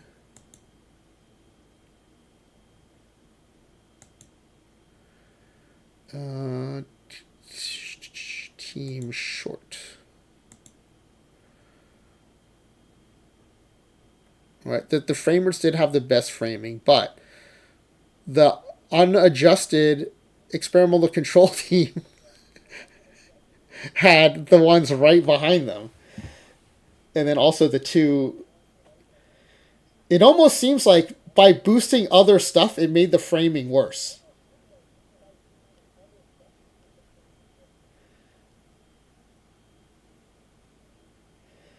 Like there was some mini normalization going on. Like, oh, you're going to be good at this thing, then your framing is going to be worse. But don't worry, it doesn't matter because your framing being worse is not going to affect the runs your team allows. Yes, J Biggs. Those are Nico's favorite run environments for a reason, right? They're like interesting ones. Like 1958 has modern power, but like low strikeouts. They're like those quirky seasons like that. I mean, they're the most interesting because they're the weirdest, right?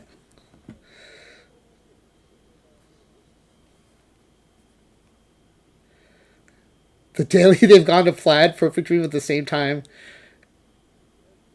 you stream. Is that because they want you in it or don't want you in it?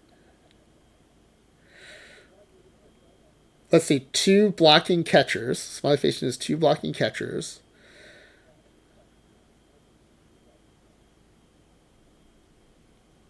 Have higher, let's see, 55.8 and 52.7 than the ARM team. Yeah, right, yeah, that's true. They do. That yeah, that's interesting also. Now these two are clearly above 62.5, 64.4, but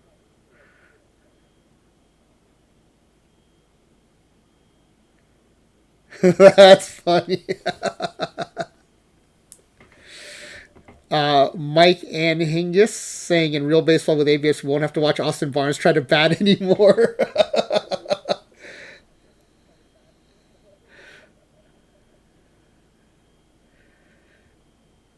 Yeah, if this is, I mean, if framing has gone away as a acknowledgement of ABS, but ABS wasn't in the league in 2025. Lone Star thought ABS meant Austin Barnes strikeout. Amazing. But yeah, this is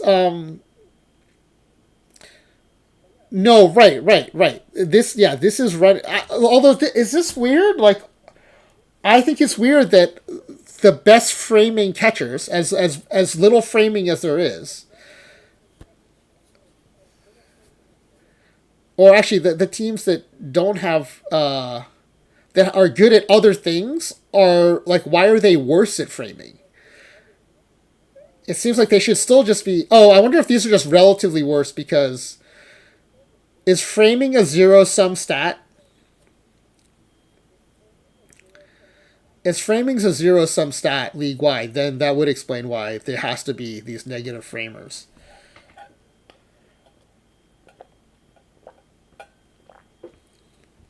Lone Star paying me the backhanded compliment of saying all my other streams have sucked.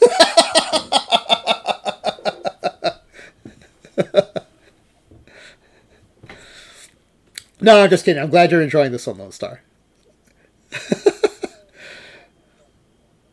Yeah, I guess it must be zero sum or in some way because otherwise, why would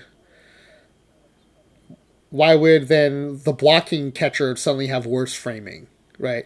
Just because you're good at A doesn't mean you should become bad at B. But if framing is zero sum, you're enjoying the stats talk. Yeah, when we do like the community games, like Creator Roster, there's less stats talk. But when we do the experiments, there's usually a lot of stats talk. Yeah, it's very rare that I get to say the phrase zero sum. Spy Face Jane said, I think the other team's framing would make sense if it was for the fact that the framing teams were barely better.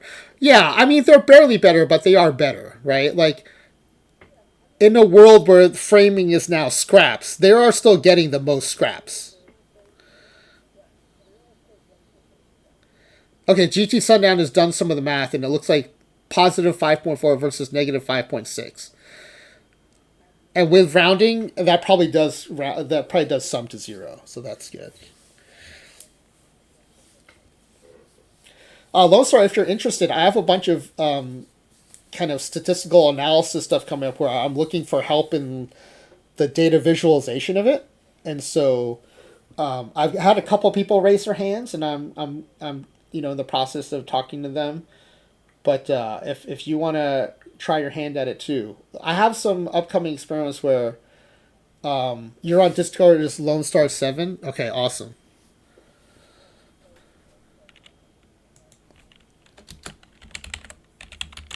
Two R's and a 7. Okay.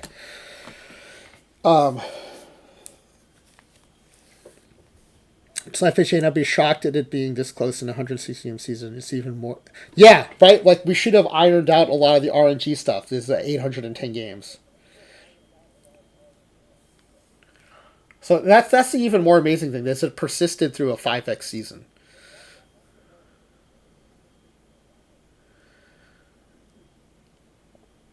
So I'm gonna chew on this. I do think it's worth doing this with some more elite base stealers. I think maybe some low control pitchers so that maybe blocking has a chance to shine.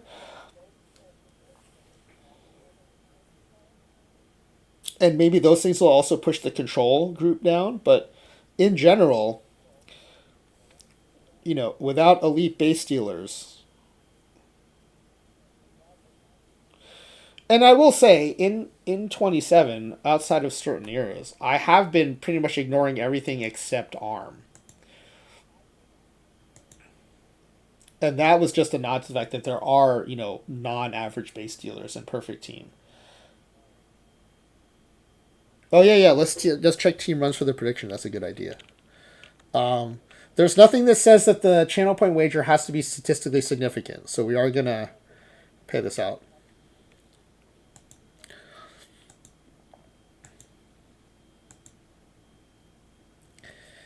Okay, I'm gonna have to set up another spreadsheet to figure out what the total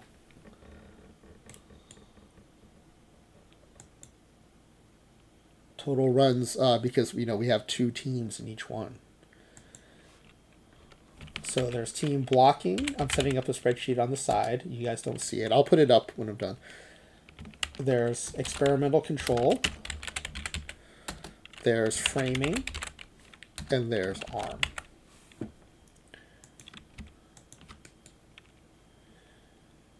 And there's AL runs allowed. And NL runs allowed. Okay, team blocking allowed 3186. The experimental control allowed 3182. Ah, so close. That's crazy. Team framing allowed 3378. So the framing team actually allowed more runs. And then team arm allowed 3340. Okay, in the neutral league, team arm allowed 3206. Team framing allowed 3249. Team control allowed 3369. Very nice number of runs there. And team blocking allowed 3411. Now look, before I sum these, let me also highlight something else here. The game puts these in the order in which they finished in the standings. These are in the exact opposite order. Blocking, control, framing, arm. From the bottom, blocking, control, framing, arm. So not only were they separated by fewer than 6%, they are in the exact opposite order. Which is just craziness. Okay, let me put up the calculation slide here. And these are from the other. I just copied the slides, so these are because I just wanted to use the dark template. This is total runs. So we're just going to sum. Then we're going to drag this down. All right, the fewest runs allowed were, almost the experimental control. It was Team Arm allowed the fewest runs by 5 runs. Over the course of 5 seasons, 1 run in a single season. Team Arm is our winner. So let's pay out that channel point redemption. Who wagered 10 channel points and just won all the channel points?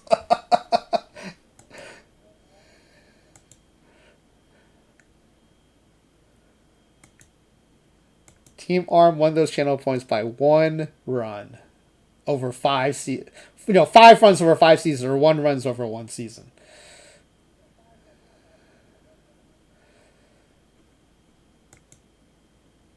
IBD2U has just won 7,300 channel points by wagering 10 channel points.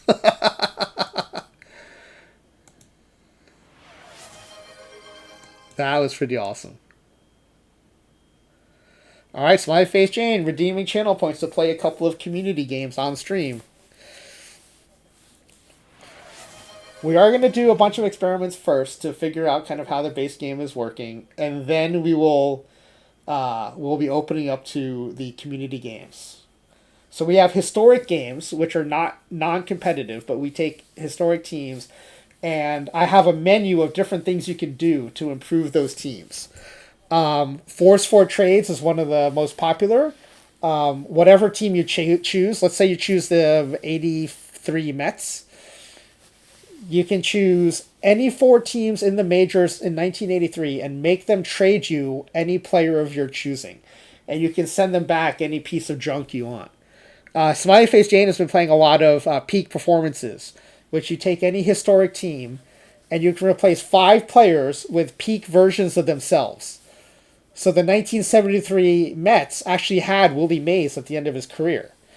If I choose the 73 Mets, I can replace that 73 Willie Mays with a peak Willie Mays. And I could do that with 4 other players. So it's a really fun game if you can find a team with some washed up veterans or some future superstars, and then you can bring those peak versions of themselves into your sim. And then we have some competitive games where we have a leaderboard and we keep track of who's winning. Those have more set rules, like our creator roster game, which has a low ball and a dead ball and a studs and duds version. And so those will all be starting pretty soon.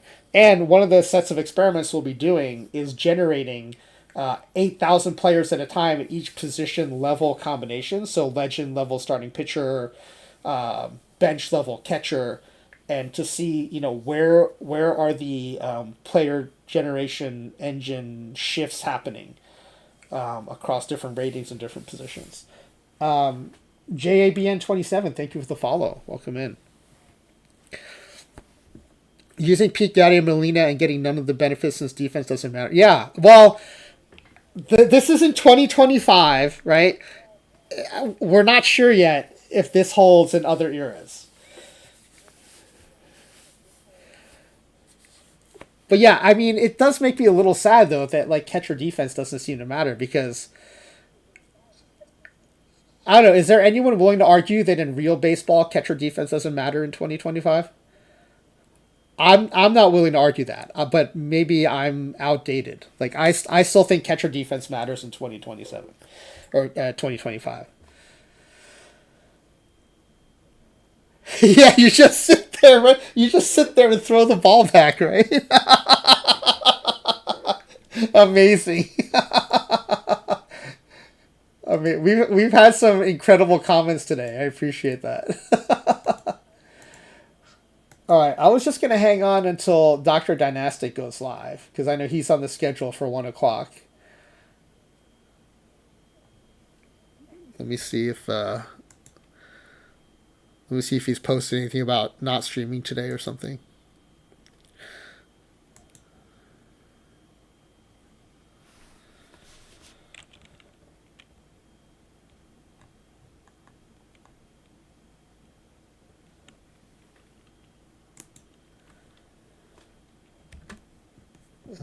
I forgot to send a message on Discord that I meant to send earlier. Let's see, scheduling. Nope. So he might just be running a few minutes late. So Jay Big saying it's becoming slightly overrated in real life with automated pitch calling now with the change to ABS, but it's still hard to argue it's not. Yeah, I mean, especially with the changes to the base stealing rules and the 2 throws to first base and the bigger bases, like D Block reminded us about the bigger bases. Like catcher arm, I think still has to matter, and we are seeing like the caught stealing numbers are different, but it's just not run. It's not just leading to a lot of runs. That's the main thing.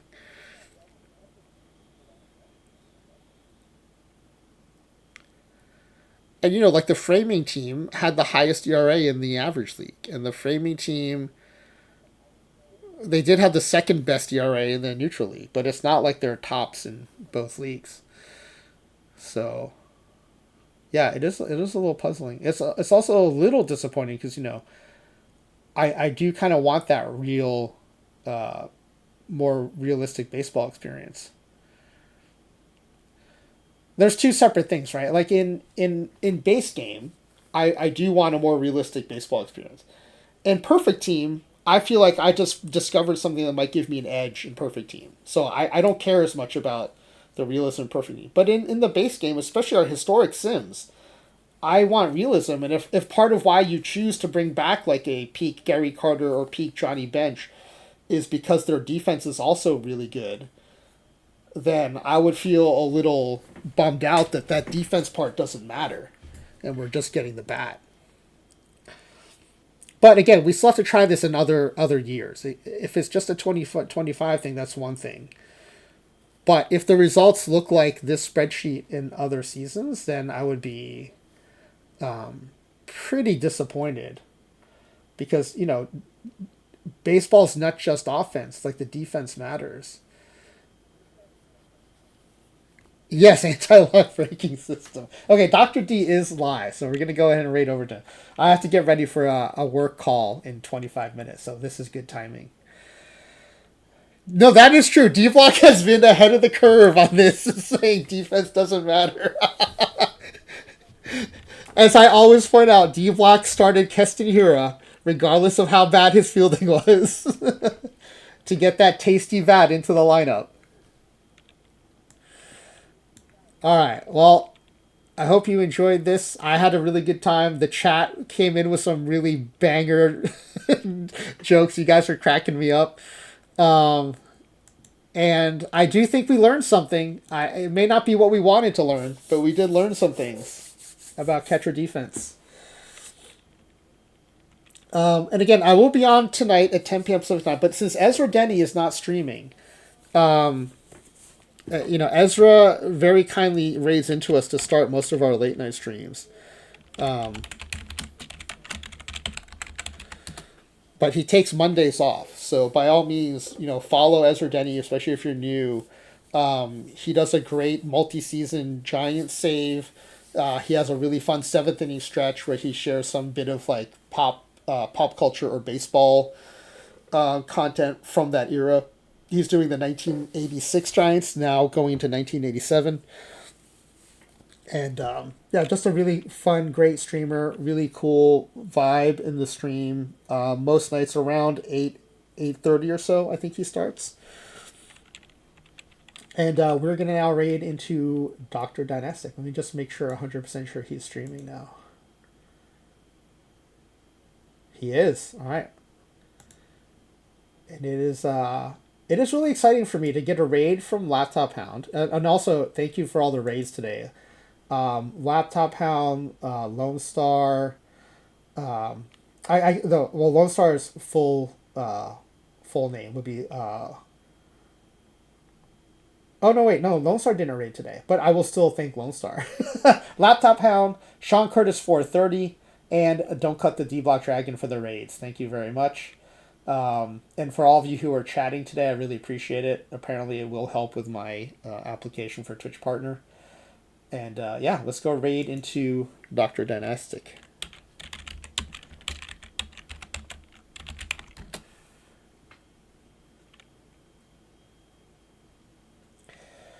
So, earlier than 10 p.m. Pacific time today, probably. More like 9, maybe as early as 8:30.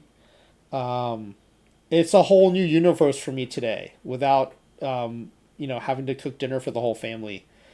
And help get them ready for bed and stuff. So we'll see when I can get on. Oh, but what I was saying is, super excited for me to be able to raid into Dr. Dynastic and to get raids from Laptop Hound. These are people who got me into playing Perfect Team in the first place. So super fun day for me.